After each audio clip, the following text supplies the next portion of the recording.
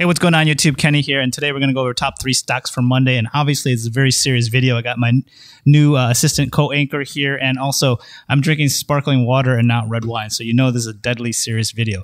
Anyways, the quant's in, literally quantitative quiver, or quiver quantitative rather, does a pretty decent job of pulling out a bunch of things that we definitely look at. We used to actually scrape this data manually until we realized that somebody else was doing it for free. So some easy ways that you can kind of inform your trades as well. But just know that one of the things we like to preach here is, like, really data is a language.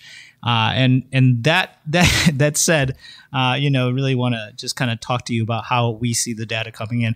So the first thing that I want to go over is our Lucid trade. So we took on a Lucid trade on the risk on position, and it's already up 45%. That's because it ran like an extra X amount of percent towards the end of the day. So up 45% on those call options. That said, why did we pick Lucid? Especially with all this other volumetric kind of aggression here. Tesla obviously talked about a lot, Facebook a lot. And we've told you that sometimes we actually are very contrarian on what's going on. It depends on where the money is deployed and how it's deployed. But as you can see here, Lucid is an emerging kind of thematic thing. So the thing that we like to try to catch is when it pops on our radar and then it starts to make the move towards the upside. So I think that's kind of a good way to look at it. So a more mature kind of play is probably Tesla at this point. And as such, as people talk about, as people FOMO in, you're probably going to be over deployed, over leveraged when it comes to the retrail trade and how much money is deployed in terms of where we're at in the kind of trade itself. So, Tesla and all that, we definitely flipped long at around 700 and pretty happy with the gains that we've had. Are we selling? No, just moving a bunch of it into our no-look portfolio, definitely selling the options, obviously. But yeah, that's just a good way to look at emerging kind of trades. Two other trades that I really want to talk about here. Intel. Intel is moving up, and you're like, where is Intel on all this? Okay, so this is assets bought by Lawmakers, which is really, really interesting and kind of intriguing. Other things that are happening here, though, if you notice here, oil up here, looking real good.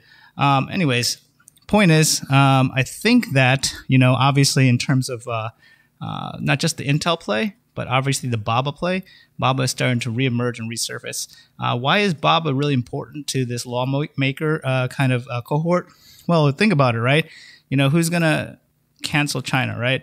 If China doesn't get canceled by the U.S., if, in fact, you got to remember, there's, for good or for worse, whether we have a kind of public stance on some of the things that they're doing, lawmakers in Congress, kind of the people that they talk to, there's some nuance there. They understand that nuance. Their friends talk to them about that nuance. And so they are very well linked into what's going on. You're going to fall, baby. Anyways, I don't think she's going to last. Let's see if she can last this whole time. Okay, Alibaba, what is my point? My point is, if lawmakers are really kind of situated in this trade, then you can probably be a little bit more kind of happy with where the position is at this point. And so we loaded up, and we're almost finally deployed to our third, looking at our fourth tranche coming here soon. So looking pretty good for us. Anyways, here's the Intel chart. As you can see, in terms of the kind of the mean reversion or the regression channel, it is kind of on a trend going up. It did bottom out exactly where we thought, a little bit late. So we call for the bottom back here in September, bottoms out in November right here to the exact same price point, 48.13. So the trade was successful in terms of where we wanted it to bottom out, and obviously sharp kind of push to the upside. And again, here we are, lawmakers, Intel. And why is that? Remember, China risk. A lot of this was the kind of the foundries and the infrastructure bill getting passed. So again, this is definitely a play within that that framework. So definitely positive news there. And do I think it's floored? 48.13 was kind of like the floor, kind of the natural floor for us. If it didn't hold there, 40.43 was going to be the floor. But because we know AMD is trades at an inverse to Intel, we do know that Intel should be taking a move to the upside if AMD starts to calm down. And so I do think that AMD had heated up for a while. It's nearly hit our new reimagined price point. And so, as such, I think we're pretty damn close here. So looking for a buy on Intel on the long side. Wow, I said that out loud. That's not something that I say every day for damn sure. And then finally, just really quickly, Lucid. Here's a Lucid trade. And the one thing that I want to talk to you about is really, people talk about gap ups a lot. So this is obviously the gap up right here. But essentially the thing is, if you're looking at the natural progression of where the support is, $22, this is like the horizontal channel that we always talk about, that we always watch, right? It did consolidate in that range for quite some time, meaning that there's just a strong kind of bias for that spot. Missed this gap up, obviously, because who could have had that in terms of trades? But, this is an igniting candle for sure. Peels down to 35, tries to sink here. And because it doesn't sink, it has moved to the upside. So we took the trade. And why would we take this trade?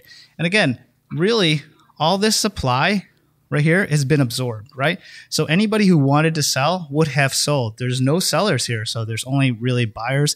And so this is really essentially a buyer's market. Looking to the upside, we can definitely hit 50, 55 here. And then even from there, take a ride and moon if we can clear 60. Definitely going to exit the position if we get to around 50, 55 next week. But she's not going to make it. But yeah, really, that's it. Anyways, quick video today. Thanks for watching. But those are the top 3 stocks we're watching: Intel, Lucid, and Alibaba, of course. So, all right, thanks for watching, and we will see you tomorrow. Bye.